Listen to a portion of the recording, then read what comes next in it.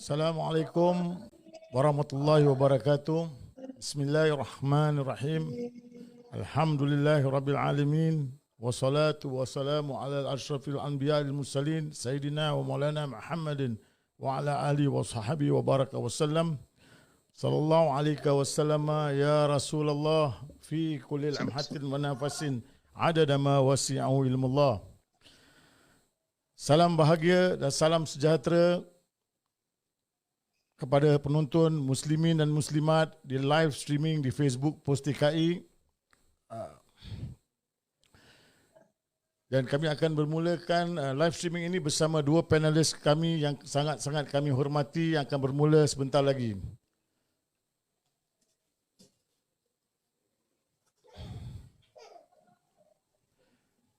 Hari ini kita bawakan acara ini secara langsung dari bilik media Pos TKI melalui Zoom atau alam maya pertama pada hari ini, tanggal 6 Ogos 2020 ataupun 16 Zulhijjah Hijriah, sempena menyambut kedatangan bulan Muharram yang mulia 1441 Hijriah, insya-Allah pada tanggal 20 Ogostus nanti.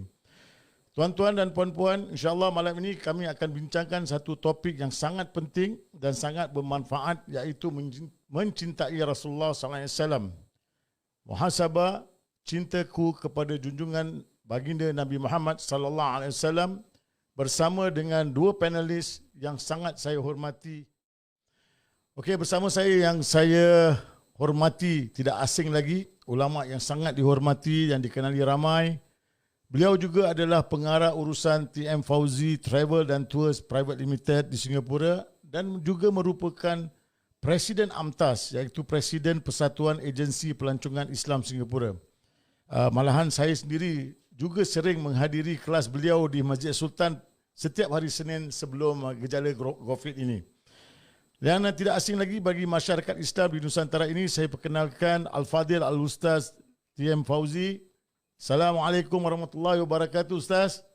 Waalaikumsalam warahmatullahi wabarakatuh. Apa khabar, Ustaz? Baik, alhamdulillah. Maaf Ustaz, agak teknikal ni kadang-kadang ni tak beyond kita pay control lah Ustaz. Biasalah, kita manusia. Yalah Ustaz, mungkin Ustaz nak kasihkan sepatah dua mukadimah ke Ustaz pada yang para pendengar ataupun yang sedang bersama kita di live Facebook. Bismillahirrahmanirrahim. Alhamdulillah wassalatu wassalamu ala Rasulillah. Amma ba'd. Yang saya muliakan Tuan Guru kita Buya Yahya daripada Indonesia dan yang saya muliakan pengacara kita Haji Anwar, jazakallahu khairal jazak. Kita bersyukur pada Allah yang di mana program ini merupakan program untuk kita menambahkan rasa kasih sayang mahabbah kita kepada Rasulullah sallallahu alaihi wasallam dan ini untuk sama-sama untuk kita mendekatkan diri pada Allah dan bersama-sama untuk kita menyambut Muharram yang tak lama lagi yang akan tiba. Jadi kita ucapkan syukur pada Allah setinggi-tinggi syukur. Perkara ini tidak akan berlaku melainkan dengan izin Allah Ta'ala. Alhamdulillah, dan terima kasih juga pada sekalian penonton yang sudi untuk bersama-sama kita, terkhusus yang lagi iaitu Tuan Guru kita Buya Yahya yang sudi untuk sama-sama kita untuk berkongsi pengetahuan, ilmu dan juga dapat kita manfaatkan insya-Allah. Terima kasih. Assalamualaikum warahmatullahi wabarakatuh. Terima kasih Ustaz. Terima kasih. Okey, tanpa buang-buang masa lagi, kita perkenalkan panelis yang kedua. Satu lagi ulama yang sangat-sangat dikagumi oleh masyarakat Indonesia dan juga di Singapura. Yang saya sendiri alhamdulillah pernah berpeluang bertemu beliau di Masjid Kasim di Singapura satu ketika dahulu. Beliau adalah pengasuh Lembaga Pengembangan Dakwah dan Pondok Pesantren Al-Bahjah. Pesantren utama Al-Bahjah dibangunkan pada Jun 2008 di Cirebon dan alhamdulillah masih lagi berdiri hingga saat ini. Ingin saya memperkenalkan Tuan Guru kami Al-Fadil Ustaz Buya Yahya dari Indonesia. Assalamualaikum warahmatullahi wabarakatuh. Waalaikumsalam warahmatullahi wabarakatuh. Apa khabar Buya? Sihat ni? Alhamdulillah, Masya Allah. Berkat doa semuanya. Amin, amin. Mungkin Buya ada sepatah dua mukadimah sebelum kita teruskan kita punya acara hari ini. Baik, bismillah. Assalamualaikum warahmatullahi wabarakatuh. Alhamdulillah wassalatu wassalamu ala rasulillah habibina sayyidina Muhammad bin Abdullah wa ala alihi wa ashabihi wa mawalah, amma ba'd. Yang sangat kami cintai, kami hormati guru kami, guru umat.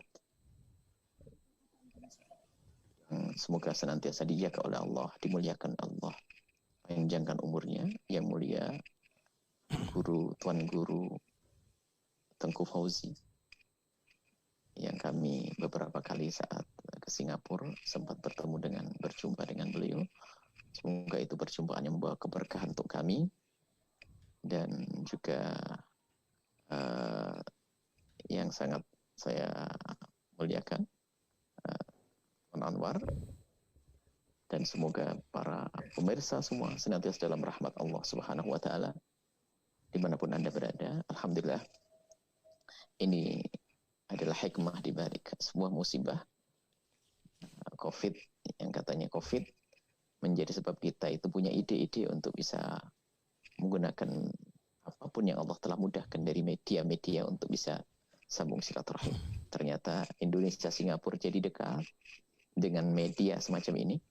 Subhanallah, acara pun juga mudah diadakan, dan semoga kita termasuk golongan hamba-hamba yang sangat faham dan mengerti isyarat dari Allah, petunjuk dari Allah, bahwasanya kenikmatan dan hidayah Allah itu akan selalu Allah berikan tanpa henti. Di antaranya semacam ini, biarpun mungkin kita tidak bisa berjumpa secara langsung, bersua secara langsung, akan tapi ternyata Allah mudahkan kita untuk mengadakan acara semacam ini, dan yakini ini adalah yang diridhoi oleh Allah dan disenangi oleh baginda Nabi Muhammad SAW. Allah, silakan. Assalamualaikum warahmatullahi wabarakatuh. Waalaikumsalam. Terima kasih Buya, terima kasih Ustaz Fauzi. Topik hari ini ialah mencintai Rasulullah, muhasabah cintaku kepada junjungan baginda Rasulullah SAW. Sebelum itu Ustaz, izinkan saya baca sepotong hadis daripada baginda Rasulullah SAW yang sangat-sangat, hadis ini sangat saya minat sangat. Dia punya hadis berbunyi, la yu'minu ahadukum hatta akunu ahabba ilaihi min walidihi wa walidihi wan nasi ajma'in. Maknanya tidak sempurnalah iman salah seorang dari kalian hingga menjadikan aku lebih ia cintai daripada orang tuanya, anaknya dan seluruh manusia. Mencintai Rasulullah hukumnya wajib, bahkan termasuk kewajipan terbesar dalam agama. Sebab itulah tidak sempurnalah iman seseorang hamba kecuali dengan mencintai Rasulullah SAW. Oleh itu, Allah memerintahkan umat ini supaya mencintai Rasulullah melebihi dirinya, keluarga, harta dan seluruh manusia. Kepada Buya, mungkin Buya boleh mulakan tajuk hari ini sebenarnya dengan cara-cara kita muhasabah diri kita untuk mencintai Rasulullah lebih lagi daripada sekarang ini. Silakan Buya, fadal. Baik, bismillah. Bicara tentang cinta kepada baginda Nabi adalah bicara sesuatu yang terpenting dalam hidup kita. Sebab tidak ada pintu menuju Allah kecuali melalui pintu yang bernama baginda Nabi Muhammad SAW. Secerdas apapun seorang hamba, sehebat apapun seorang hamba, sealim apapun seorang hamba, jika ternyata di hatinya tidak ada kecintaan kepada baginda Nabi, dia tidak bisa masuk pintu cinta kepada Allah. Kalau disebutkan bahwasanya Tadi hadis, potongan hadis la yu'minu ahadukum hatta akuna ahabba ilaihi min walidihi wa waladihi wan nasi ajma'in. Tidak sempurna iman salah satu dari kalian kecuali telah menjadikan aku lebih dicintai daripada orang tuanya, daripada anaknya, daripada semuanya, bahkan termasuk dalam riwayat lain, wa nafsi allati baina jambahi, melebihi daripada dirinya sendiri. Nah, ini cinta kepada Nabi itu sangat-sangat penting. Maka hendaknya kita pun jangan bosan dan jangan berhenti untuk membahas cinta agar semakin tumbuh. Dan cinta sesungguhnya hanya kepada Allah.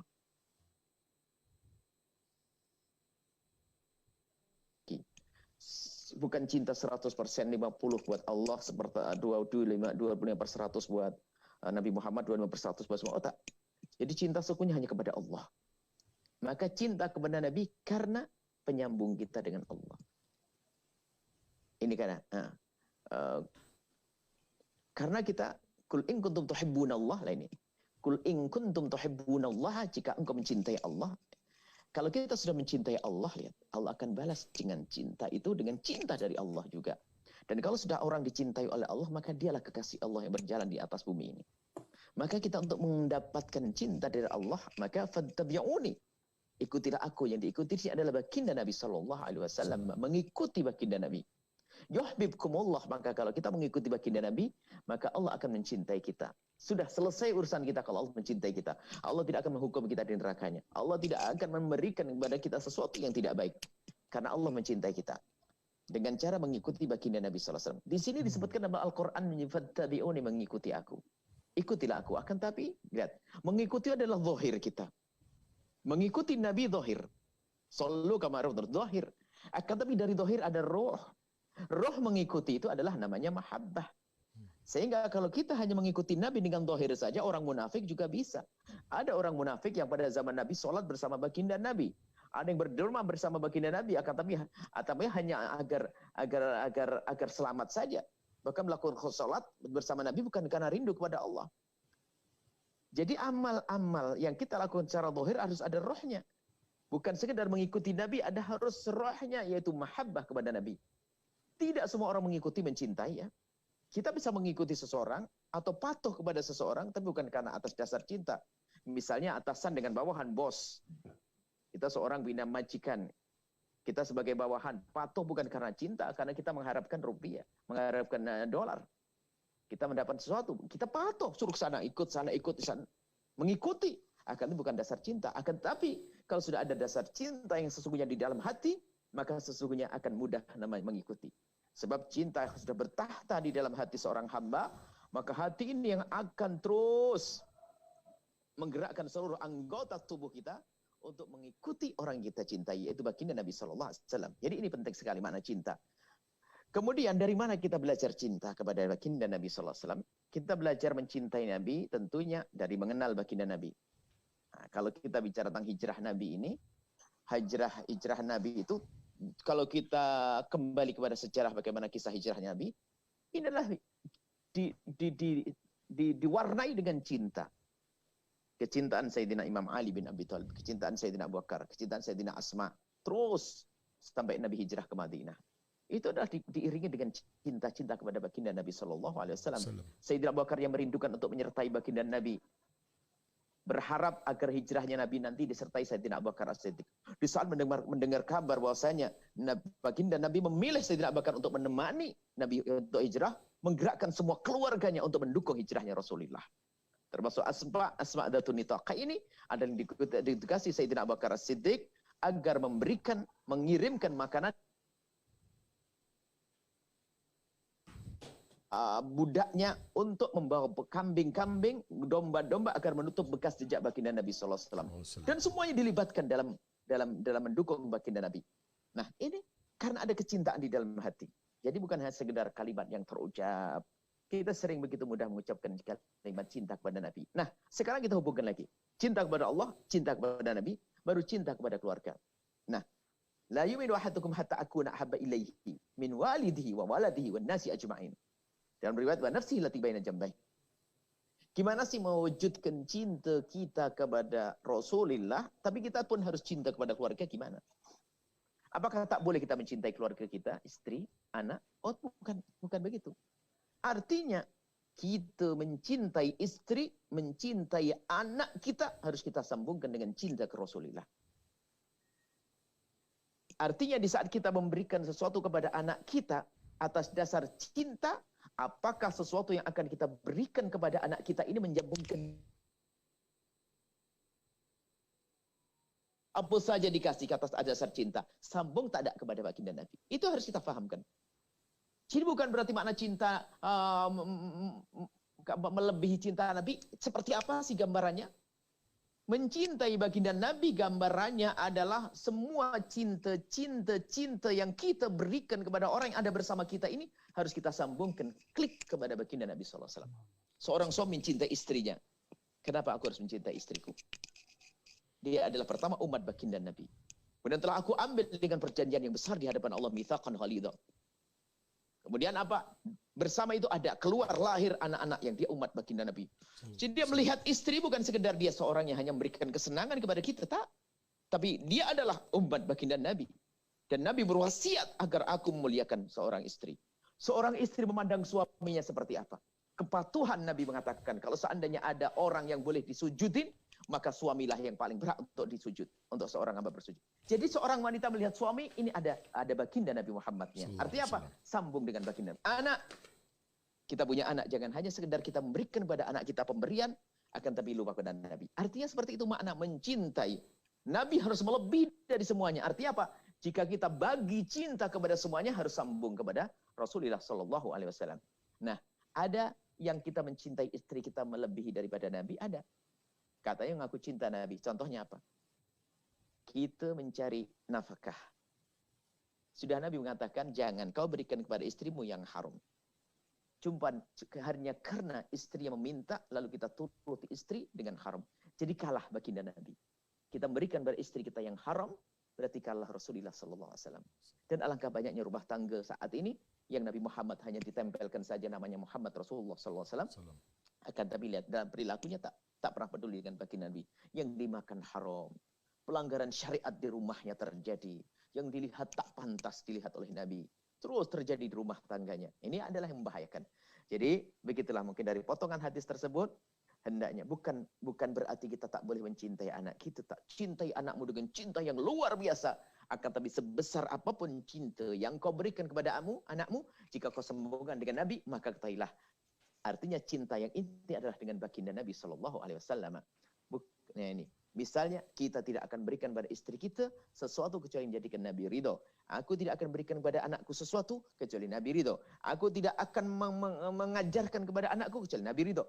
Urusannya selalu dengan baginda Nabi. Artinya, dasar cinta kita kepada orang yang ada di kiriman kita, walidihi, waladihi, wannasi ajma'in, atau nafsi lati baina jambaih, harus hubungkan dengan baginda Nabi SAW.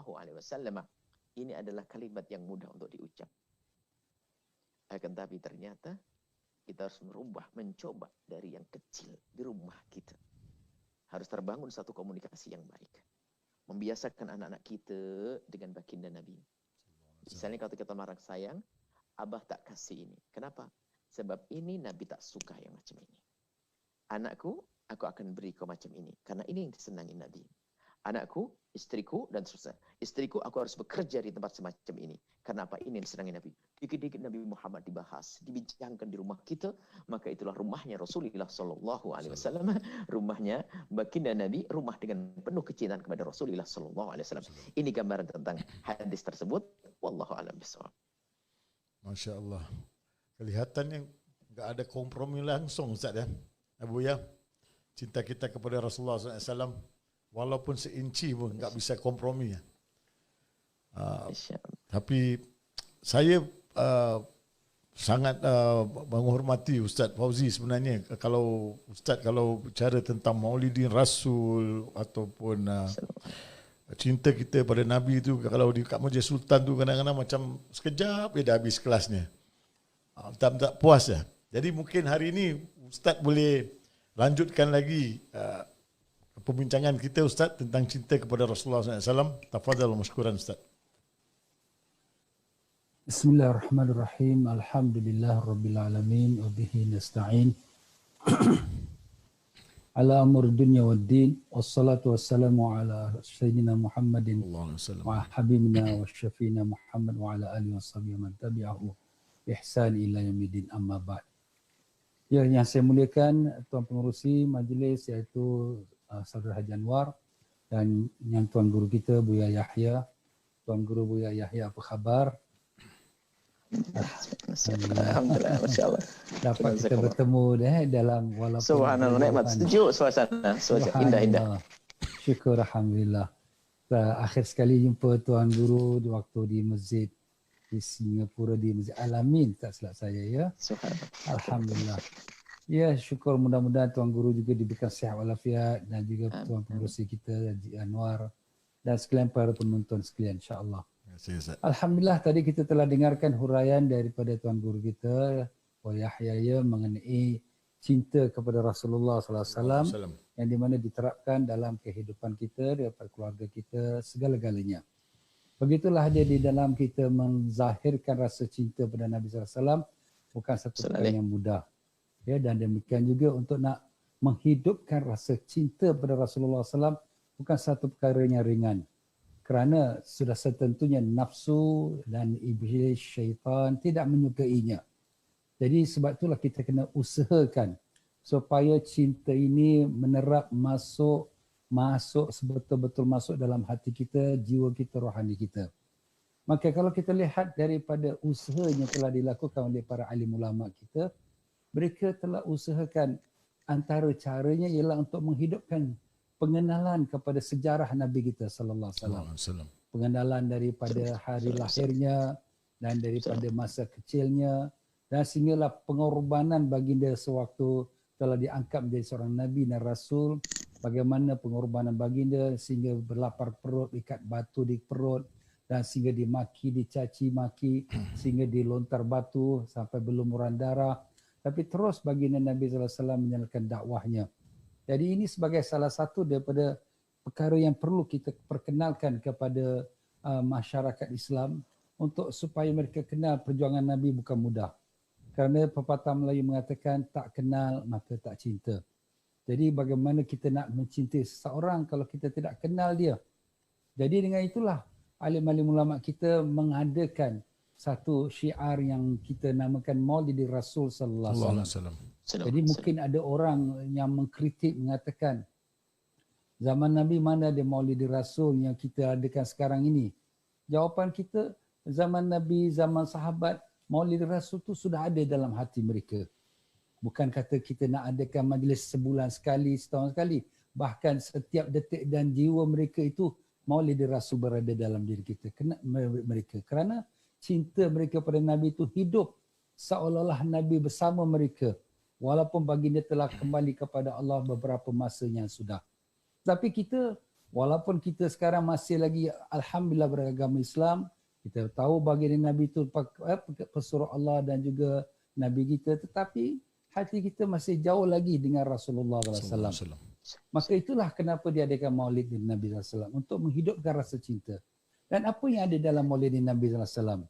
Antaranya kita ada bacaan Quran, dan keduanya sejarah-sejarah. Jadi kalau kitab-kitab Maulid yang kita baca, semua itu mempaparkan sejarah Nabi SAW beserta dengan kemuliaan, kebesaran, keagungan Nabi kita sallallahu alaihi wasallam. Dan dengan itulah mudah-mudahan dapat menambahkan hati kita kasih dan sayang pada Nabi sallallahu alaihi wasallam. Beserta dengan kasidah-kasidah, selawat-selawat yang menyenangkan hati dan membuka hati supaya kita bertambah asyik, rindu, cinta kepada Nabi kita Rasulullah sallallahu alaihi wasallam. Jadi itulah dia antara kenapa ada majlis-majlis Maulid ini. Bahkan sebenarnya majlis Maulid ini walaupun pada zahirnya di zaman Nabi sallallahu alaihi wasallam tidak secara apa yang kita lakukan besar-besaran, tapi memang sudah ada di zaman Nabi sallallahu alaihi wasallam. Bahkan baginda Nabi sallallahu alaihi wasallam sendiri pun menyambut Maulidinya, iaitu dengan berpuasa setiap pada hari Isnin. Dan bila ditanya pada Nabi sallallahu alaihi wasallam kenapa baginda selalu berpuasa pada hari Isnin, baginda menjawab, itulah hari aku dilahirkan dan itulah hari aku diwahyukan. Jadi Nabi memperingati akan hari lahirnya. Dan demikianlah juga para sahabat. Di antara para sahabat-sahabat itu berkumpul dalam masjid. Kemudian Nabi kita sallallahu alaihi wasallam datang kepada mereka dan bertanya, apakah yang kamu lakukan di sini? Mereka mengatakan kami buat di sini ialah untuk mengingati kenikmat Allah yang telah dikurniakan kepada kita dengan diutuskan kau kepada kami ya Rasulullah. Maka Nabi sallallahu alaihi wasallam kata itu saja. Mereka kata ya itu saja. Nabi kata bukanlah aku meragui akan kata-kata kamu, tetapi sebentar tadi Jibril memberitahu padaku Allah sangat gembira dengan sekumpulan sahabat yang ada di masjid yang sedang mereka lakukan di dalam masjid. Jadi itulah aku datang pada kamu untuk nak dapatkan konfirmasi apa yang kamu lakukan. Jadi maknanya di sini sahabat-sahabat mereka mengulangi, membicarakan akan nikmatnya Rasulullah SAW yang diutus Allah kepada kita.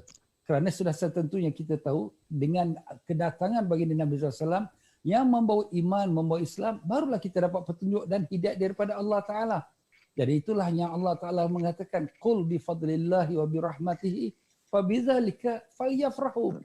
Katakanlah dengan kurnian Allah dan rahmatnya, maka dengan itu hendaklah orang beriman itu bergembira. Jadi kita disuruh bergembira dengan kurnian Allah.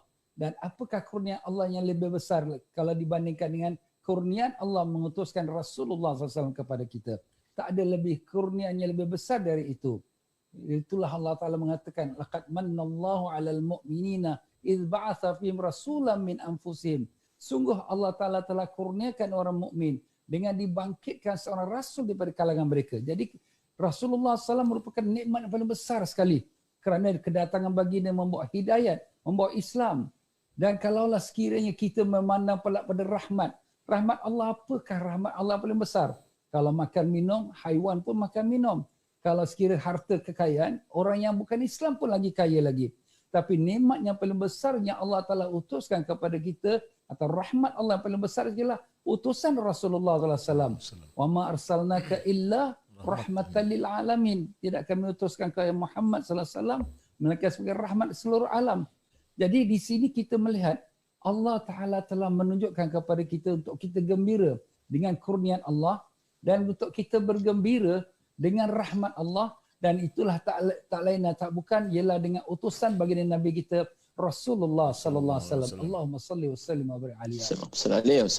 Jadi dengan itulah para alim ulama telah usahakan untuk mengadakan majlis maulid untuk mengajak orang, walaupun mungkin pada orang kata, ini pergi maulid ni nak mulut ni, nak makan. Tak mengapa. Kerana memberi makan itu satu sunnah Nabi SAW. Nabi SAW menganjurkan kita, at'imut ta'am, beri makan pada orang. Jadi memberi makan itu dapat pahala, ibadat. Dan dengan kita beri makan, dapat pula kita menambahkan lagi akan kasih sayang pada Nabi SAW. Masya Allah, nak hidupkan rasa kasih sayang pada Nabi bukan perkara mudah.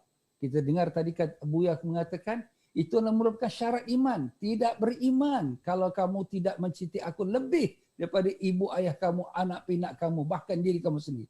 Itu bukan satu perkara yang mudah. Kita hari ini pun kasih kita pada harta, kasih kita pada pekerjaan, kasih kita pada bisnes, sanggup sampai kita tinggal semayang, sanggup sampai kita langgar yang haram. Kenapa? Sebab hati kita belum lagi termasuk kasih yang betul, yang tulen, yang sejati kepada Rasulullah SAW. Tetapi inilah sedikit usaha daripada alim ulama kita menghidupkan dengan majlis-majlis seperti ini, dan apabila alhamdulillah kita pun dapat berkumpul di masjid-masjid, kita dapat iktikaf, dapat pahala iktikaf, dan dapat pula kita bermuzakarah dan majlis yang dipenuhi dengan zikir, dengan selawat, dengan bacaan Quran, dengan tazkirah, pasti sekali majlis itu dikerumuni oleh para malaikat dan diturunkan rahmat oleh Allah Ta'ala.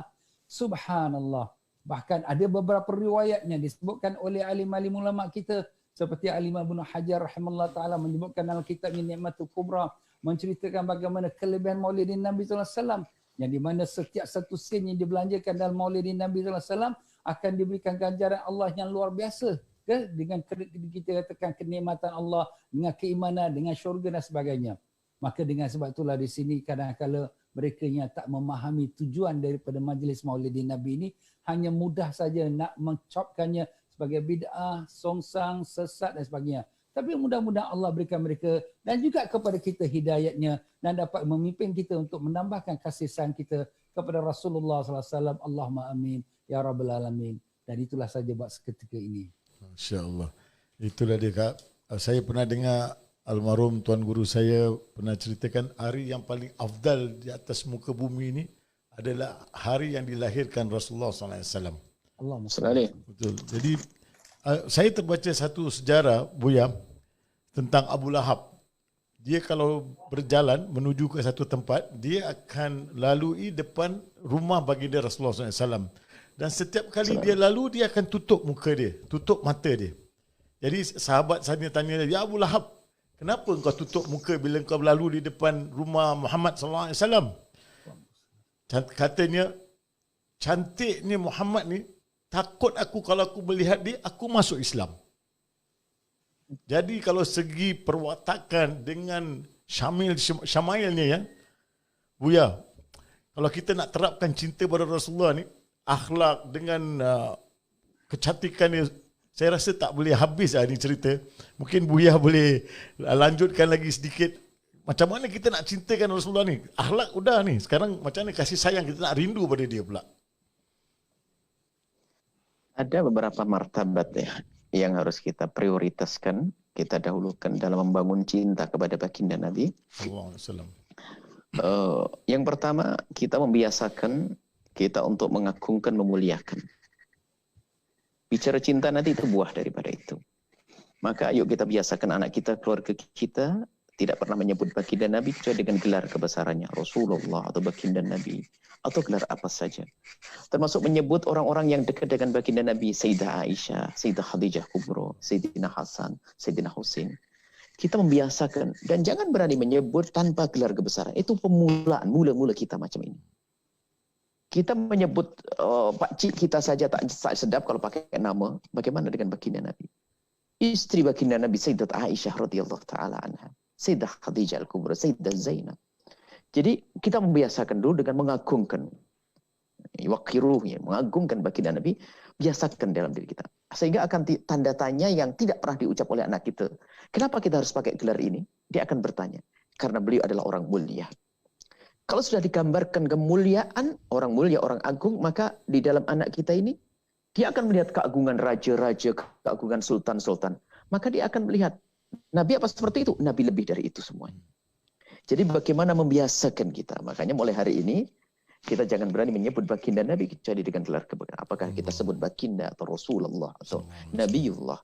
Istri-istri beliau, istri Ummahatul Mukminin, ibunda kita, jangan menyebut dengan namanya saja. Ini adalah pertama, langkah. Ini karena pengagungan berangkat dari sini. Cinta muncul dari pengagungan. Nggak ada cinta serta-merta. Makanya kalau kita lihat tadi kisah-kisah para orang-orang pada hidup pada zaman Nabi, mereka percaya Nabi Muhammad itu Nabi. Abu Jahal sangat percaya Nabi Muhammad itu Nabi. Bahkan Abu Lahab itu bangga punya keponakan yang cerdas, hebat, itu kagum. Cuman ada, kalau sudah tidak dipilih oleh Allah, tidak ada cinta di dalamnya, maka tidak akan tumbuh itu iman. Tidak cukup dengan sebuah keyakinan. Orang Yahudi percaya Nabi sebagai Nabi. Bahkan mereka menanti-nanti kedatangan Nabi. Bahkan wakanu min qablu yastaftihuna. Mereka itu kalau berperang, orang Yahudi, orang menanti, menyebut nama Nabi akhir zaman akan dimenangkan oleh Allah. Bahkan mereka juga tahu sifat baginda Nabi akan lahir di kota Mekah, nanti akan besar di Madinah, akan hijrah ke Madinah. Ya'rifunahu kama ya'rifuna abnahum. Mereka tahu. Tapi tidak cukup orang mengetahui kalau itu Nabi, tidak akan cukup. Kecuali itu tadi. Harus ada pengagungan, kemudian dari pengagungan itulah akan muncul cinta. Sehingga mengagungkan Nabi ini paling atas Nabi, turun ke bawah adalah ahli bait Rasulullah, sahabat Nabi, termasuk ulama Rasulullah. Maka coba lihat, jika ada orang mungkin dia adalah penjudi, dia suka mabuk dan orang sejahat, sebandel apapun, tapi kalau masih ada hormat kepada ulamanya Rasulullah, tunggu dia. Akan ada kesadaran pada waktunya nanti. Dia mungkin bandel dia dengan segala kejahatannya, tapi kalau ada ulama, ada syekh, datang dia masih ada hormat. Sebetulnya makna apa itu? Makna pengagungan kepada baginda Nabi SAW. Maka dia akan mudah untuk kembali. Maka di sini yang perlu kita tekankan pada anak-anak kita. Jangan seolah tak menyebut Nabi. Sekarang ada di beberapa, mungkin pernah dengar juga di Indonesia, mungkin ada orang menyebut Nabi dengan bahasa yang asal, atau mungkin merendahkan Nabi. Itu mengerikan sekali, miris. Kalau kita sedih hati itu. Karena apa? Jika diturut oleh anak-anak kita, maka anak kita akan menyebut Nabi Muhammad seperti yang lainnya. Tidak ada kelebihan. Ini yang pertama ya. Kemudian juga kalau kita ingin membangun cinta kepada Rasulullah, betul tadi yang disampaikan oleh guru mulia kita, bahwasanya dengan membaca sejarah. sejarah ini kan mengenalkan termasuk syama'il. Ya, tadi ke Sama'il pun dia pun dibaca seperti apapun, yang melihat Nabi langsung saja malah menutup, tadi ceritakan melihat Nabi saja malah belum tentu beriman. Akan tapi Syama'il itu adalah untuk memantapkan agar kita tentang misalnya Syama'il Muhammadiyahnya Imam Tirmidzi tentang tahu fisik baginda Nabi. Jadi sederhananya beginilah, kalau kita melihat bahasanya ada rambut yang indah, maka rambut Nabi di atas itu semuanya. Jika kita menemukan hidung yang sangat indah, hidung Nabi di atas itu semuanya. Jika kita melihat orang yang ganteng, Nabi di atas itu selesai. Tuntas. Kenapa? Sama'il itu hanya menggambarkan. Tidak ada yang mampu menggambarkan Nabi secara sesungguhnya. Kenapa? Itu hanya sekelumit dari yang bisa ditangkap oleh sahabat Nabi lalu diceritakan. Nabi lebih agung dari itu semuanya. Tapi pun demikian perlu kita mengenal tentang bagaimana rambut baginda Nabi, tentang bagaimana kulit baginda Nabi, tentang bagaimana cara baginda Nabi. Sehingga yang bisa ditiru kita tiru. Yang bisa kita tiru kita tiru. Cara berjalan, cara makan Nabi dan semuanya. Nah ini mengenal Nabi itu maknanya luas sekali. Sehingga betul disampaikan tadi bahasanya membaca sejarah Nabi itu penting sekali. Sebab kalau pepatah Jawa itu tak kenal maka tak sayang. Bagaimana kita bisa menyayangi seorang kalau tak kenal baginda Nabi. Tapi kenal pun tak cukup. Makanya dasarnya itu tadi membiasakan mengagungkan. Itu harus jadikan nomor satu. Wa innaka la'ala, Allah yang mengagungkan sebelum yang lainnya. Wa innaka la'ala khuluqin 'azim. Ayah mengagungkan baginda Nabi sallallahu alaihi wasallam. Baru nanti akan muncul itu kecintaan. Sehingga karena sudah biasa mengagungkan Nabi, sehingga kalau melihat sebuah cerita Nabi yang tidak pantas, itu hati kita sudah nggak terima. Sehingga jiwa kritis kita macam ada radar. Kita membaca kisah Nabi ini yang dipalsukan, kita ngerti. Nggak mungkin Nabi macam itu. Nggak. Tak bisa. Nabi orang mulia. Nabi. Oh gitu. Karena kita sudah kita patri di hati kita pengagungan kepada Rasulullah Sallallahu Alaihi Wasallam. Ini mungkin. Kemudian yang lainnya adalah juga tentunya dengan membaca sholawat yang banyak kepada Rasulullah. Karena yang punya cinta adalah Allah. Tak bisa kita tumbuhkan cinta di hati kita. Kita hanya bersekedar berusaha membaca maulid dan sebagainya. Yang memberikan cinta kepada kita adalah Allah. Maka memperbanyak sholawat kepada Rasulullah itu akan menumbuhkan kecintaan di hati kita. Dan minta kepada Allah. Ya Allah berikan kepada aku kecintaan kepada kekasihmu Nabi Muhammad. Dan jadikan ini permohonan yang paling penting dalam hidup kita. Kita sering minta agar bisnis kita berjaya. Kita ingin ini itu. Tapi kita lupa tak minta pada Allah. Agar Allah berikan kepada kita kecintaan yang tulus kepada baginda Nabi SAW. Dan begitulah insya Allah. Masalah cinta itu indah sekali. Dan memang tidak ada kalimat yang lebih indah daripada cinta. Dan buah daripada cinta Nabi Muhammad apa? Kita tak akan susah menjalankan syariatnya. Kalau kita tidak susah menjalankan syariatnya, kita menjalankan perintah Allah. Allah akan ridho kepada kita. Maka sampailah masuk pintu mahabbah Allah. Qul in kuntum tuhibbunallaha fattabi'uni yuhibbukumullah. Ujung-ujungnya sana. Kita dengan Allah Subhanahu wa taala melalui pintu yang bernama Rasulullah sallallahu alaihi wasallam. Cukup insyaallah. Ustaz, ini nak apa kata orang nak tak sikit tentang tawasul lah Ustaz. Saya pernah baca satu sejarah, satu cerita tentang Imam Nawawi. Dia lihat satu orang ni, dia tengah berdoa dalam Masjidil Nabawi, tapi dia menghadap kiblat. Jadi Imam Nawawi tanya pada orang tu, ke mana kau menghadap ni sekarang? Saya menghadap ke Mekah, ke Kaabah.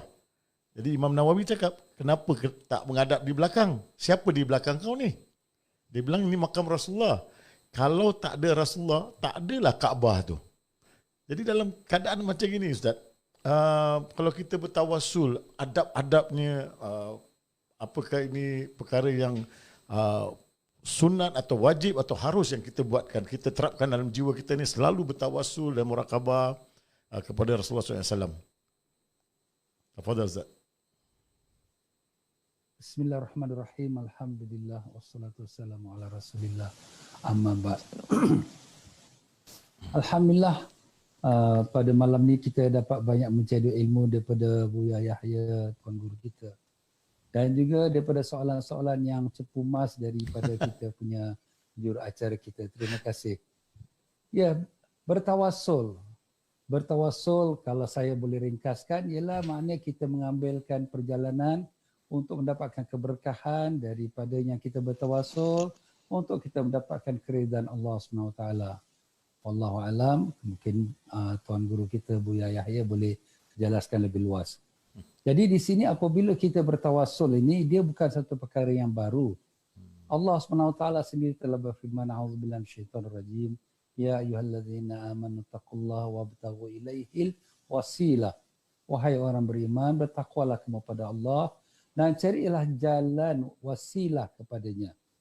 Jadi jalan ini merupakan jalan yang ada yang jalannya jauh, ada jalan yang dekat.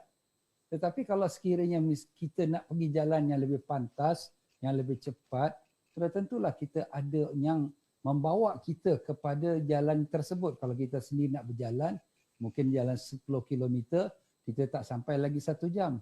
Tapi kalau sekiranya 10 km tu dibawa dengan mobil, dengan motor, bike, mungkin 5 minit dah sampai. Itu sebagai satu contohlah mana ada yang membawa kita. Begitulah juga bertawassul. Bertawassul ni kalau kita dengan kita punya amal ibadat, memanglah tak jadi salah. Bahkan tu paling baik. Tetapi sejauh mana ibadat kita pula, kita pun tahulah ibadat kita yang banyak kekurangan, banyak kelemahan dan banyak kecacatannya. Dan keikhlasannya pun masih dipersoalkan. Tetapi apabila kita dapat menumpang keberkahan orang yang mulia, yang Allah kasih kepada dia, seperti Nabi kita sallallahu alaihi wasallam, seperti ahlul bait keluarga baginda, seperti para sahabat-sahabat radhiyallahu anhum dan seperti para aulia. Jadi seolah-olah kita bersama menunggang, iaitu kita katakan mobilnya ataupun kenderaannya, kita menumpang keberkahan mereka untuk memajukan kita kepada Allah SWT. Itulah secara ringkasnya. Jadi pernah perkara itu yang disebutkan oleh tuan pengacara kita Haji Anwar, ada pernah berlaku juga pada Nabi kepada Imam Malik rahimahullah taala. Beliau pernah ditanya kepada beliau oleh seorang, wahai Imam Malik, kalau aku berdoa, aku nak menghadap kiblat ke ataupun nak menghadap kepada makam Nabi sallallahu alaihi wasallam? Kerana masa itu Imam Malik mengajar dalam Masjid Nabawi. Maka kata Imam Malik, sudah pastinya menghadap kepada makam Nabi sallallahu alaihi wasallam. Dialah wasilah datuk kamu Adam AS. Kerana Nabi Adam AS sebagaimana kita mengetahui, setelah dia memakan buah khuldi yang larangan Allah dan kemudian diturunkan ke dunia, maka dia berdoa kepada Allah memohon dengan keberkahan Nabi Sayyidina Muhammad SAW agar diterima taubatnya. Dan Allah Ta'ala bertanya kepada Adam, ya Adam, dari mana kau tahu nama Nabi Muhammad Sayyidina Muhammad SAW ini? Maka jawabnya Nabi Adam AS, ya pada saat kau meniupkan roh dalam tubuh jasadku, aku melihat setiap tiang-tiang arash, setiap pintu-pintu syurga, setiap daun-daun pokok dalam syurga tertulis La ilaha illallah Muhammadur Rasulullah sallallahu alaihi wasallam. Allahumma salli wa sallim alaihi. Dan aku percaya dan aku yakin tidak ada nama diletakkan sebelah nama engkau ya Allah, melainkan adalah dia seorang yang kau kasihi. Jawabnya Allah SWT, benar wahai Adam, laulahu ma khalaqtu khalqa. Benar wahai Adam, kalau tidak kerana dia, aku tak jadikan makhluk seluruhnya ini.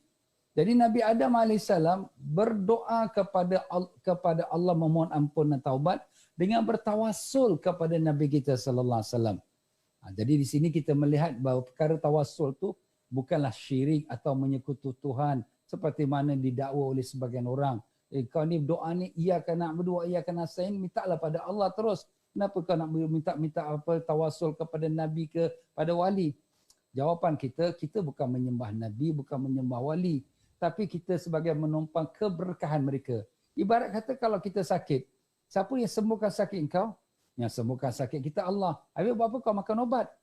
Makan ubat ustaz ni syariat lah. Ini kalau tidak tak makan ubat nanti sakit lagi. Ya, itulah dia. Bukanlah obat yang menyembuhkan kita. Yang menyembuhkan kita ialah Allah. Tetapi kita makan obat itu sebagai satu usaha untuk memudahkan kita dapat perobatannya. Begitulah juga kita bertawassul. Bukanlah Nabi SAW yang menyampaikan hajat kita ataupun para wali-wali ataupun para ulama yang kita bertawassul dengan mereka yang menyampaikan hajat kita. Tetapi mereka adalah merupakan mengambil barakah daripada mereka untuk supaya Allah Ta'ala mengabulkan akan apa hajat kita dan memudahkan urusan kita. Jadi begitulah dia bertawassul kepada Nabi kita SAW ni, seperti mana Abu Yahya telah mengatakan tadi, bahawa orang kaum Yahudi sebelum kedatangan Nabi SAW, mereka kalau bila berlaku peperangan, mereka menghadap musuh, mereka bertawassul dengan Nabi SAW. Itu disebutkan oleh Allah dalam Al-Quran dan surah Al-Baqarah. Dan demikian jugalah para alim-alim ulama kita sudah mengamalkan. Bahkan sepotong hadis yang di mana telah diriwayatkan di dalam kitab-kitab Syama'il bahawa seorang buta datang kepada Nabi SAW. Dan kemudian minta Nabi doakanlah dia supaya dia celik matanya. Nabi kata kalau kau nak sabar itu lebih baik. Tapi kalau kau nak aku doakan. Dia kata, ya Rasulullah aku nak kau doakan. Maka Nabi ajarkan dia. Kau mengambil wuduk, nasmain 2 rakaat. Dan kemudian doalah mohon kepada Allah Ta'ala. Iaitu dengan Allahumma inni as'aluka wa tawassalu ilaika bin nabika. Iaitu doa bertawassul dengan Nabi kita sallallahu alaihi wasallam. Maka rawi yang meriwayatkan kisah ini mengatakan setelah orang tu pulang, besoknya dia datang ke masjid seperti orang yang biasa yang tak pernah buta sebelumnya. Subhanallah. Allah kabulkan. Jadi di sini kita kata apakah Nabi yang kabulkan doa dia? Jawapannya tidak. Tapi dia telah menumpang keberkahan Nabi untuk mendapatkan pengkabulan doanya daripada Allah Subhanahu wa taala. Jadi itulah dia bertawassul. Jadi di sini di dalam pegangan Ahlus Sunnah Jemaah, bertawassul tu bukan salah, bukan syirik, bukan bid'ah dan bukan haram dan bukan makruh, bahkan sunnat. Sunnat kita berdoa tu dengan bertawassul dengan Nabi kita sallallahu alaihi wasallam. Jadi kalau ada orang yang tak mau bertawassul, tak apa, biarkan. Itu bukan perkara yang wajib. Tetapi kalau kita yang tidak bertawassul, jangan pula menuduh kawan-kawan yang bertawassul tu haram, bid'ah, syirik, kafir, murtad, na'udzubillah min zalik. Jadi mudah-mudahan itu satu pencerahan yang ringkas, mudah-mudahan nanti dapat diulaskan lagi oleh Buya Yahya. Silakan. Ringkas tapi padat, Ustaz. Mungkin yang tak faham sekarang dah pasti faham. Buya, mungkin soalan terakhir lah sebelum nanti kita dah habis jam 10:05 sekarang. Kerana Nabi kita hebat, umat pun jadi hebat. Saya pernah baca satu cerita tentang Nabi Musa tanya kepada Allah Ta'ala, siapakah yang akan datang ni di waktu Mi'raj ni. Allah Ta'ala cakap, kau jangan cerita pasal orang ni, cerita pasal umatnya. Ini aukamakal Ustaz, dari Buya. Ya Allah Ta'ala ceritakan kepada Nabi Musa kelebihan umat Muhammad, kelebihan umat Rasulullah SAW, kelebihan Rasulullah SAW. Nabi Musa cakap, ya Rabbi, kau jangan jadikan aku Nabi, jadikan aku umat Rasulullah SAW. Jadi kerana hebatnya Rasulullah SAW, kita lah jadi hebat. Jadi kat mana sebenarnya dia punya kata orang ukurannya yang kita boleh mengaku sebagai satu umat yang hebat, Ustaz? Buya, silakan Buya. Baik, berangkat dari kesadaran, pemahaman, pengetahuan, keyakinan, kemudian disertai dengan pengagungan kepada Nabi, itulah yang menjadikan orang bisa berkata seperti Sayyidina Musa alaihissalam. Jadi kalau orang tidak pernah kenal Nabi, tidak pernah mencoba kenal Nabi, tidak belajar memuliakan Nabi, Nabi tak ada artinya bagi dia. Kenapa? Seperti Abu Jahal dan yang lainnya. Tapi orang seperti Sayyidina Musa alaihissalam sangat tahu tentang baginda Nabi. Karena disebutkan setiap ada wahyu, karena di dalam kitab Suhuf yang diwahyukan kepada beliau, selalu menemukan ada satu umat besar yang disanjung oleh Allah. Bertemu lagi di lembaran yang lainnya, menemukan satu umat, satu kaum yang sangat disanjung oleh Allah. Menemukan satu kaum disanjung oleh Allah. Sampai Sayyidina Musa alaihissalam memohon kepada Allah, "Maj'alha min ummati." Ya Allah, apakah itu semua jadikan itu umatku? Dijawab oleh Allah, "La. Itu bukan umat Muhammad Musa, akan tapi innaha min ummati Ahmada." Tapi itu adalah umatnya Nabi Muhammad SAW. Nah ini karena tahu Sayyidina Musa tahu agungnya umat ini, dan umat ini agung karena nabinya, maka spontan, padahal beliau sudah jadi nabi. Spontan beliau mengucapkan, "Allahumma ja'alni min Ahmada." Ya Allah, jadikan aku umatnya Nabi Muhammad. Jadi kesadaran ini penting. Tahu dulu Nabi Muhammad. Nah yang repot kita nih, jadi umat Nabi tak sadar kalau umat Nabi. Jadi ini bermasalah. Makanya sadar kita itu punya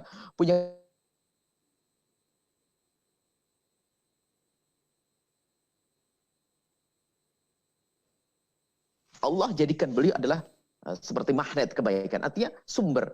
Jadi tidak ada kebaikan kecuali harus nyambung ke Nabi. Sehingga semua ini jadi rumus. Tadi kita bicara tentang pengagungan Nabi, maka segala sesuatu yang ada hubungannya Nabi menjadi paling baiknya segala sesuatu. Nabi paling bagusnya manusia, paling mulianya Nabi, maka semua yang ada hubungannya dengan Nabi menjadi paling bagusnya sesuatu. Maka lihat, keluarga bagi Nabi paling bagusnya keluarga. ahli bait Nabi adalah keturunan Nabi paling bagusnya keturunan, sahabat Nabi paling bagusnya sahabat. Kemudian apalagi cara makan Nabi adalah paling bagusnya cara makan. Cara berjalan Nabi menjadi paling bagusnya cara berjalan. Cara berpakaian Nabi adalah paling bagusnya cara berpakaian. Dan kemudian apa? Apalagi umat Nabi, kita tidak akan menjadi umat mulia kecuali karena ada Nabi Muhammadnya di situ. Ini harus kita sadari. Jadi gini, orang punya rumah hebat, rumah dengan segala macam perabot rumah tangga yang super istimewa, jadi dengan barang toilet, kompor gas, semuanya serba mahal, hebat, bagus semuanya. Cuman kalau dia tak ngerti tentang itu semuanya, lihat, dia nggak bisa, tak mampu, tak bisa menyalakan keran air, akhirnya dia pindah ke tetangga bawa timba minta air ke tetangga. Mau masak bingung, tak ada kompornya, akhirnya dia pinjam ke tetangga cari kompor gas, mencari api di tetangga. Nyalain lampu juga tak bisa, akhirnya dia pakai lampunya. Kenapa? Dia tak mengerti tentang kebesaran, keagungan rumahnya itu. Sama kita tuh macam itu. Umat Nabi Muhammad tapi tak ngerti Nabi Muhammad. Inilah menjadi kita tak agungkan Nabi Muhammad SAW. Maka tadi sampaikan oleh guru kita, Tuan Guru Fauzi, menyampaikan kita kenal Nabi perlu. Agar kita bisa ngerti ini. Kayak macam rumah. Rumah kita ini istimewa.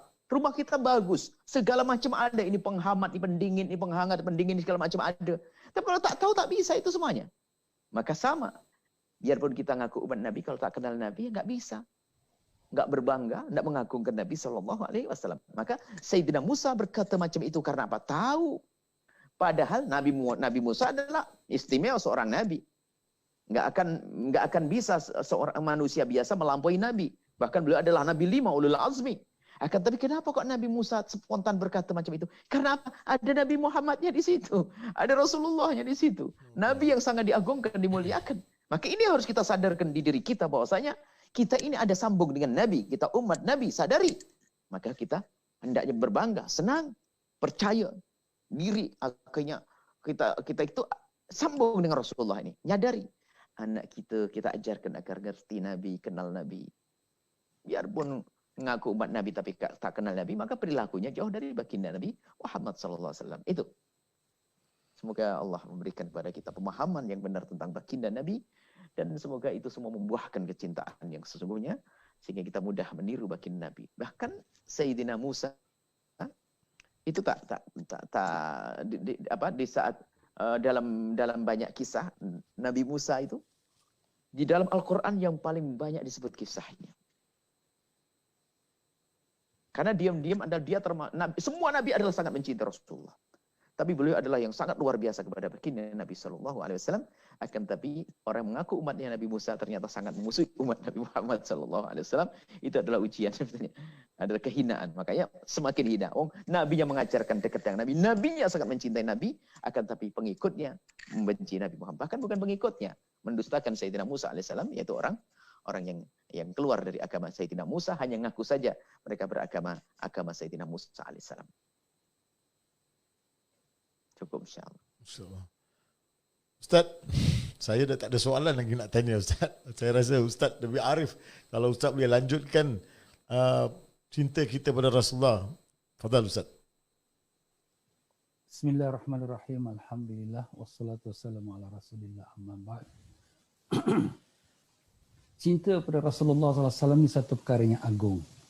Bahkan yang paling kemuncak sekali. Lebih daripada segala-galanya. Kerana kalau tak ada cinta kepada Rasulullah seperti mana yang telah dihuraikan oleh Tuan Guru kita Buya Yahya tadi, maka itu namanya orang yang munafik, orang yang pura-pura.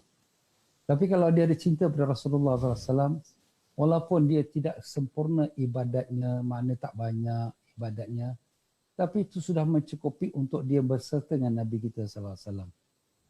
Jadi sebab itulah di sini pernah satu masa Rasulullah SAW sedang berkhutbah. Seorang badui bertanya, "Ya Rasulullah, mata sa'ah? Bila nak kiamat?" Nabi SAW teruskan khutbahnya, tak menjawab. Dan ditanya kali kedua, "Bilakah kiamat?" Nabi teruskan khutbahnya, tak menjawab. Dan ditanya kali ketiga, kemudian Nabi pun berhenti sebentar khutbahnya dan Nabi pun bertanya, "Ma'adatta lis-sa'ah? Apa yang kau siapkan untuk kiamat?" Bila kiamat itu tidak penting.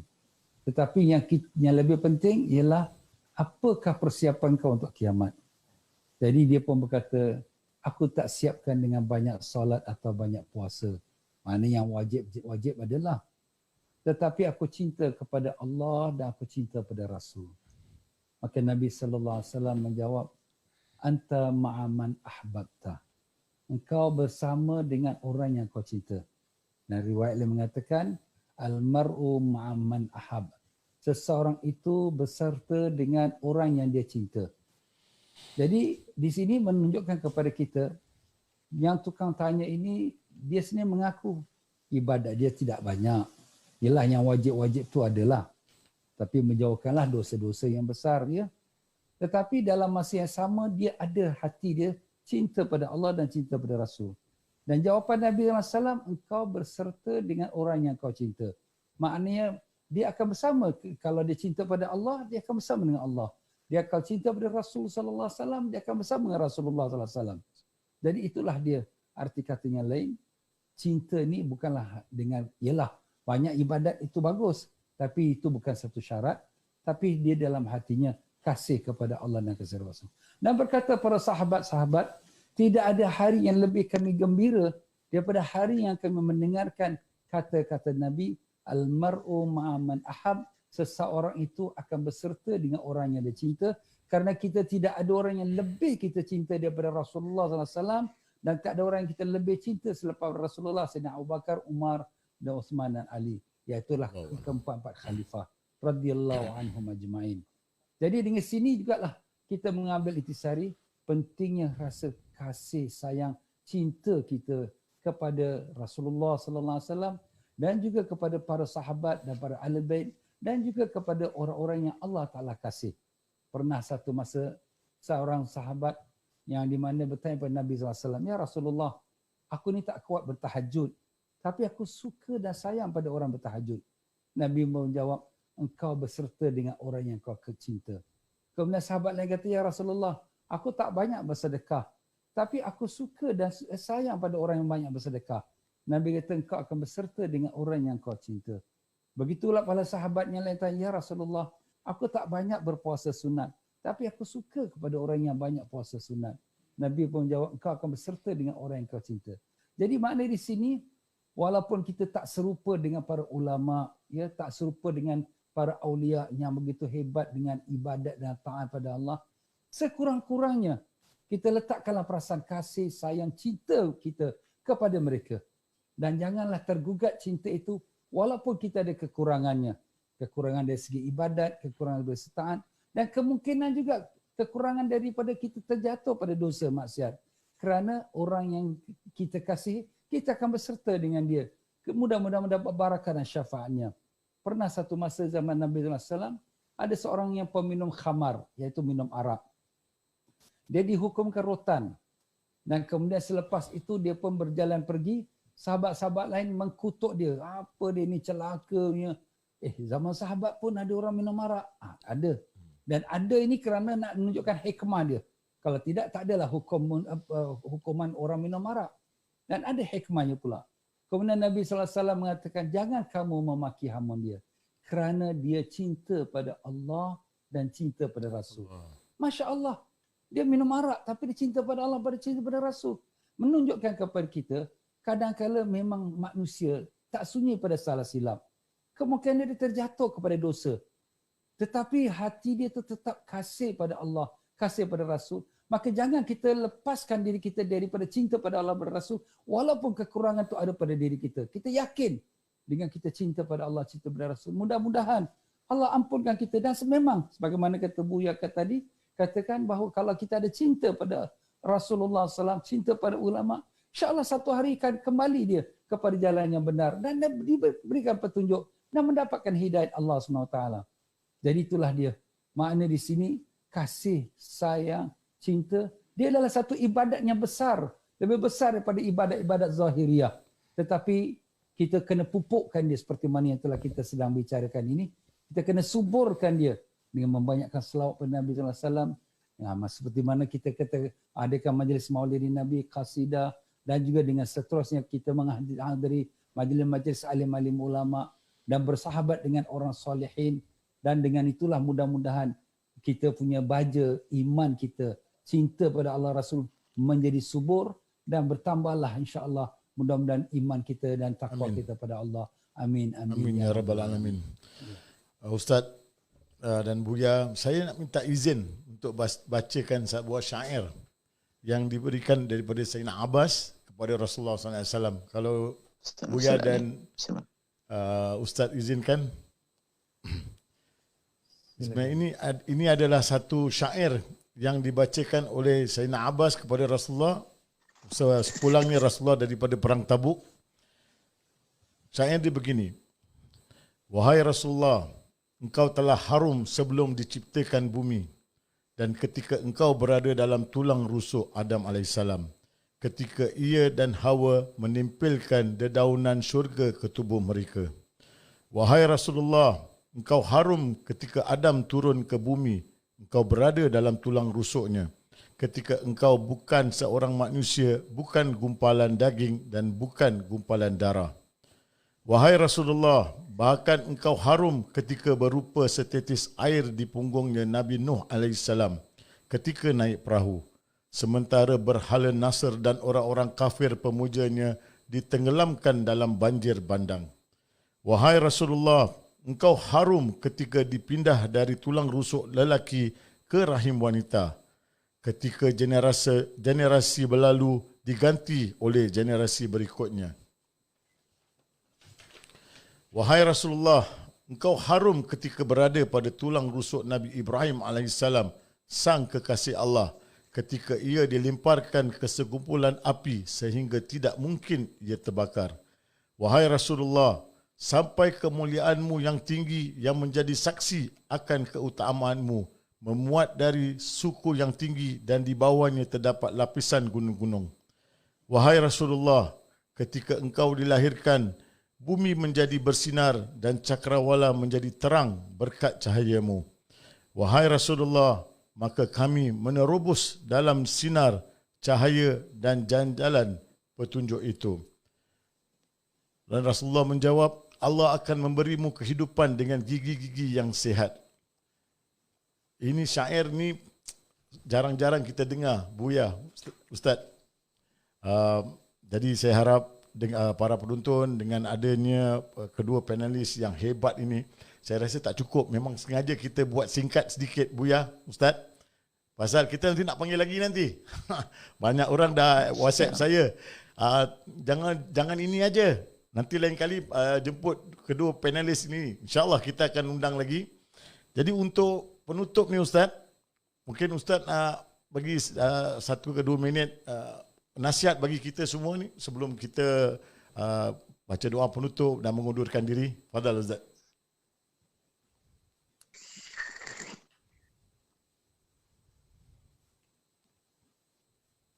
Bismillahirrahmanirrahim. Alhamdulillah. Wassalatu wassalamu ala Rasulillah. Mencerita tentang baginda Nabi Rasulullah sallallahu alaihi wasallam, dia tidak akan dapat selesai dalam keadaan yang singkat. Bahkan para alim-alim ulama kita yang daripada dahulu lagi sampai hari ini terus-menerus mengarang akan kitab-kitab maulid, kitab-kitab sejarah. Apakah tak cukup dengan karangan dan tulisan yang sudah berlalu berpuluh tahun bahkan ratusan tahun? Jawapannya, bagaimanapun kita tulis dan bagaimanapun kita menggambarkan keindahan bagi Nabi SAW, kebaikan Nabi SAW, kita belum sampai ke muncak lagi kesempurnaan dalam membicarakan tentang perihal Nabi kita sallallahu alaihi wasallam. Kerana Nabi kita tersangat agung, dan yang paling sahaja yang mengetahui akan sebenar-benarnya darjat keagungan Nabi kita sallallahu alaihi wasallam ialah Allah Subhanahu wa taala, sang penciptanya. Begitulah dia muslim-muslimah rahimakumullah. Allah taala sendiri telah sebutkan, a'udzubillahi minasyaitanir rajim. Ma kana Muhammadun aba ahadin min rijalikum walakin Rasulullah wa khataman nabiyyin wa kana Allah bikulli syai'in alima.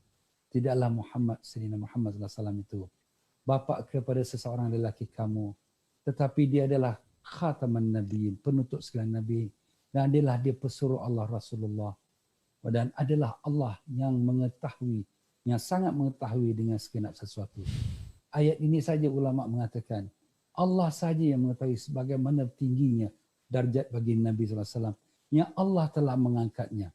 Jadi di sini kita umat Nabi Sayyidina Muhammad SAW hendaklah banyak-banyak kita bersyukur pada Allah.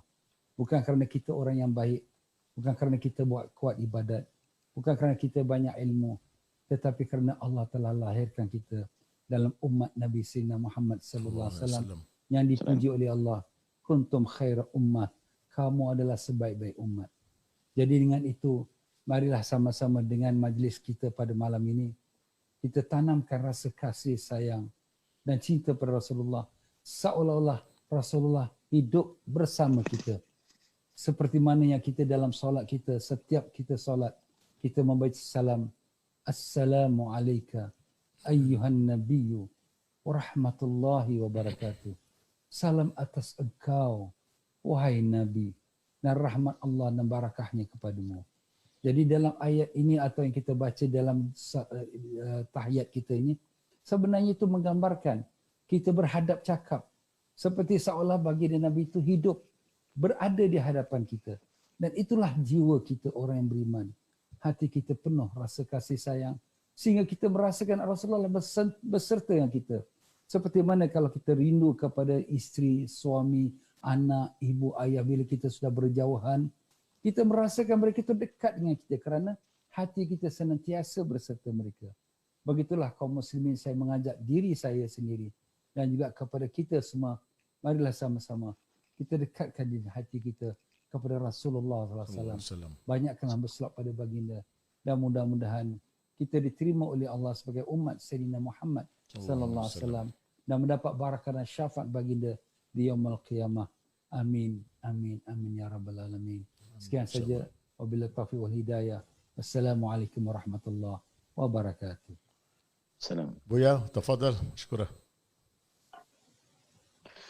Masya Allah, kita sempurnakan upaya untuk mencintai Nabi dengan cara yang paling dekat. Tangga yang harus kita titi, yaitu apa? Kami himbau kepada semuanya, dekatlah dengan ustadz dan ulama-ulama yang mengajarkan makna kecintaan. Itu nasihat terakhir. Susah kalau kita hanya mencari cinta tanpa bimbingan dan petunjuk. Maka kami himbau, kita sering menghadiri majelisnya para ulama-ulama yang mengajarkan kepada kita kecintaan. Dari situlah nanti akan subur itu cinta. Paling mudah seperti itu. Ini adalah mungkin tadi disebutkan jalan pintas tawassul tadi. Kita duduk dengan para ulama-ulama. Khusus yang ada di Singapura. Alhamdulillah Allah memberikan kepada kita di Singapura ada Tuan Guru Tengku Fauzi. Ini adalah juga berkah kenikmatan dari Allah. Maka jangan jauh dari para ulama. Inilah nanti yang akan memudahkan kita untuk sampai kepada kecintaan kepada baginda Nabi yang sesungguhnya. Ini saja mungkin pesan kami. Alhamdulillah. Okay. Terima kasih Buya dan juga Ustaz Fauzi kerana hadir malam ni. Sebelum saya buat membaca teks penutup ni, saya nak minta salah satu panel ni baca doa. Tak tahu mana satu nak pilih. Dua-dua bagus, hebat-hebat . Aduh. Tuan Gula. Amin, amin. Padahal amin, amin. Orang amin, jauh amin. tu, orang jauh lebih afdal. Kita dekat semuanya. Kita dekat, Masya Allah, dekat. Masya Allah, amin, amin. Amin, amin, amin. Amin, minkum. Minkum. Saya pilihlah. Saya pilih. Ada acara yang kedua lagi nanti Bu ya. InsyaAllah. Sekarang beliau Tuan Guru. Hari ini saya pilih Ustaz Fauzi. Ustaz. Amin. Ustaz, fadal Ustaz. Masya Allah. Amin. Bismillahirrahmanirrahim. Alhamdulillah Rabbil Alamin. Allahumma salli wa sallim wa barik ala Sayyidina Muhammadin wa ala alihi wa sahbihi wa sallim. Allahumma inna nas'aluka wa natawassalu natawajjah ilaika bin nabiyyika nabiyyina Sayyidina Muhammadin sallallahu alaihi wasallam. Nabi rahmah. Ya Rasulullah. Ya Rasulullah. Ya Rasulullah, inna natawajjahu bika ila rabbina fi taysiri jami umurina wa fi qada'i hajatina wa fi shifai amradina wa fi mautina ala al-iman wal islam wa husnil khatimah wa bi ru'yati nabiyyina sayyidina Muhammadin sallallahu alaihi wasallam wa bi fathil futuhal arifina alaina. Allahumma shaffi'u fina. Allahumma shaffi'u fina. Allahumma syafi'u fina. Allahumma ya Allah ya Tuhan kami bermohon padamu ya Allah dengan nama-namamu yang agung dan sifat-sifatmu yang mulia. Kami mohon padamu ya Allah dengan keberkahan syafaat baginda Nabi kami Rasulullah sallallahu alaihi wasallam. Kami mohon padamu ya Allah dengan keberkahannya sekalian ahli bait yang kau ridai dan sekalian para sahabat-sahabat yang kau cintai. Kami mohon padamu ya Allah dengan keberkahannya sekalian guru-guru kami dan dengan barakahnya Buya Yahya dan sekalian mereka yang memperjuangkan agamamu ya Allah. Ya Allah, kau berkatilah majlis kami pada malam ini. Amin. Jadikanlah majlis ini majlis yang mendapat rahmat-Mu ya Allah. Amin. Majlis yang mendapatkan syafaat Nabi kami ya Allah. Amin. Majlis yang mendapatkan cinta kepada Rasul yang kau kasih ya Allah. Amin. Ya Allah, ya Tuhan kami. Kami mengaku kami bukanlah umat yang baik. Kami banyak melakukan kesalahan. Banyak kami melanggar larangan-Mu. Banyak kami meninggalkan perintah-Mu. Ya Allah, dengan keberkahan Nabi yang kau kasihi, ampunkanlah kami ya Allah. Amin ya Rabb. Ampunkanlah dosa Amin. kami yang zahir dan yang batin. Amin ya Rabb. Amin. Ampunkanlah dosa kami yang besar yang kecil. Amin. Ampunkanlah dosa kami yang kami tahu yang kami tidak tahu. Ampunkanlah dosa yang telah kami bertaubat kemudian kami ulangi lagi ya Allah. Ampunkanlah kedua ibu ayah kami ya Allah. Ampunkanlah guru-guru kami ya Rahman. Ampunkanlah sekalian para mereka yang telah memperjuangkan agama ya Allah. Ampunkanlah sekalian umat Nabi Sayyidina Muhammad sallallahu alaihi wasallam. Ya Allah, ya Tuhan kami. Kami sedar kami semua akan mati ya Allah. Dan mati telah tersangat dekat ya Allah. Kami mohon padamu dengan berkah baginda Nabi. Saat kau nak mengambil nyawa kami, izinkanlah kami mengucap kalimah La ilaha illallah Muhammadur Rasulullah SAW. Ya Allah, ya Tuhan kami. Kami mengaku amalan kami banyak bercampur riya, ujub dan sumah. Kami mengaku hati kami masih penuh dengan kotoran, ya Allah. Ya Allah, bersihkanlah hati kami daripada segala kotoran nafsu yang jahat. Izinkanlah kami dan mendapatkan nafsu mutmainnah yang suci bersih, ya Allah. Buangkanlah dari hati kami sifat riya, ujub dan sumah. Sempurna takabur, hasad dan dengki, tamah, halu pada segala sifat yang tercela. Isikan hati kami dengan sifat-sifat redha, syukur, sabar, ikhlas, tawaduk, cinta padamu, cinta pada Rasulmu, cinta pada Ahlul Bait dan para sahabat, cinta pada kekasih-kekasihmu, dan cinta pada amal-amal yang mendekatkan kami cinta padamu. Ya Allah, ya Tuhan kami mohon padamu agar kau berkatkan majlis ini, dan jadikanlah majlis ini dapat berterusan bersambungan untuk menjadi manfaat untuk kami semua umat yang beriman, ya Allah. Ya Allah, Amin, ya kau berikanlah Tuhan guru kami Buya Yahya dan sekalian guru-guru kami yang telah menyampaikan dakwah. Kau panjangkanlah umur mereka dan nasihat walafiat untuk terus menyampaikan dakwah Islam yang benar, ya Allah. Ya Allah, ya Tuhan kami, kau pimpinlah iman kami. Janganlah kau sesatkan kami setelah kau beri hidayah pada kami, ya Allah. Ya Allah, kasihanilah mereka yang tidak mendapatkan petunjuk ke jalan Ahlus Sunnah ini, ya Allah. Berikanlah mereka taufik dan hidayah. Kasihanilah mereka, ya Allah. Mereka juga mencari-cari kebenaran. Janganlah kau sesatkan kami dan mereka, ya Allah. Tolonglah kami, bantulah kami untuk jalan menuju pada Engkau, ya Allah. Ya Allah, maafkanlah kami apa-apa kekurangan kami dan salah silap kami sepanjang dalam program ini, ya Allah. Terimalah doa kami. Kabulkanlah sekalian hajat kami. Sembuhkanlah penyakit-penyakit kami dan sekalian para hadirin yang mengikuti program ini, ya Allah. Amin. Ya Allah, Amin, sampaikanlah hajat sekalian para hadirin, apa hajat mereka yang baik dunia dan hajat akhirat, ya Allah. Ya Allah, jauhkanlah kami semua daripada segala musibah, bala dan bencana. Angkatkanlah penyakit COVID ini daripada negara kami dan negara-negara yang lain, ya Allah. Ya Allah, ya Tuhan kami, kembalikanlah masjid-masjid kami dibuka seperti biasa dan kembalikanlah pembukaan Mekah, Madinah dan segala tempat ibadat, ya Allah. Ya Allah, ya Tuhan kami tahu tidak turun penyakit ini mereka kerana dosa kami yang banyak, ya Allah. Ampunkanlah kami, maafkanlah kami, ya Allah. Terimalah taubat kami, ya Rahim. Dengan berkat syafaat Nabi yang kau kasihi Rasulullah SAW. Ya Allah, kami rindu pada Nabi kami, ya Allah. Kami sayang Nabi kami, ya Allah. Nabi kami telah banyak berkorban untuk menyampaikan agama kepada kami, ya Allah. Ya Allah, izinkanlah kami dapat menatap wajah Nabi kami sekali mata dalam hidup ni sebelum mati kami, ya Allah. Ya Allah, ya Tuhan kami, izinkanlah kami dapat minum air telaga Kautsar dari tangan Nabi kami di yaumul qiyamah kelak, ya Allah. Ya Allah, izinkanlah kami dapat berdiri di bawah panji-panji Nabi kami di yaumul mahsyar, ya Allah. Ya Allah, terimalah doa kami, kabulkanlah permohonan kami. Rabbana atina fid dunya hasanah wa fil akhirati hasanah wa qina adzabannar. Ya Allah, kau berkatilah mereka yang telah mengusahakan untuk menjayakan program pada malam ini, ya Allah. Berkatilah mereka, kabulkanlah hajat mereka. Dan juga kepada Buya Yahya yang guru kami, berikanlah sihat walafiat, dapat meneruskan dakwahnya di mana-mana, ya Rahman. Rabbana taqabbal minna innaka antas samiul alim. Wa tub alaina maulana innaka antat tawwabur rahim. Wa sallallahu ala sayyidina Muhammad wa ala alihi wasallam. Walhamdulillahi rabbil alamin. InsyaAllah. Syukran jazakallah khair. Khairan jazak Ustaz. Tuan-tuan dan puan-puan sekalian, terima kasih yang tidak terhingga kepada kedua panelis yang kami sangat-sangat sayangi, yang sangat-sangat kami hormati, yang telah meluangkan masa mereka yang sangat berharga ini, yang telah membincangkan topik hari ini dengan penuh hikmat. Dan terima kasih saya kepada semua kru yang terlibat dalam mengusahakan forum melalui Zoom ini. Dan tidak terlepas juga terima kasih kepada semua penonton yang sudi bersama kami sehingga akhir rancangan. Segala kekurangan dan kekhilafan saya memohon maaf, dan insya-Allah kalau ada peluang kami bertemu lagi insya-Allah. Buya, Ustaz, kalau Ustaz sudi. Kalau ada sumur di ladang, boleh kita menumpang mandi. Kalau ada umur yang panjang, insya-Allah kita bertiga bertemu lagi. Amin. InsyaAllah. InsyaAllah. Ustaz Fauzi, Buya, terima kasih banyak-banyak.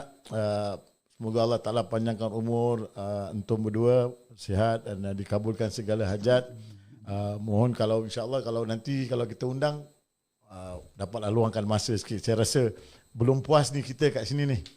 Banyak lagi topik-topik yang kita rasa penting-penting. Ini dua panel juga kita nak ni, tak nak yang lain. Boleh Ustaz? Buya, insyaAllah dengan ini saya Muhammad Anwar mengundurkan diri dengan ucapan Assalamualaikum warahmatullahi wabarakatuh. Waalaikumsalam warahmatullahi wabarakatuh. Terima kasih Buya.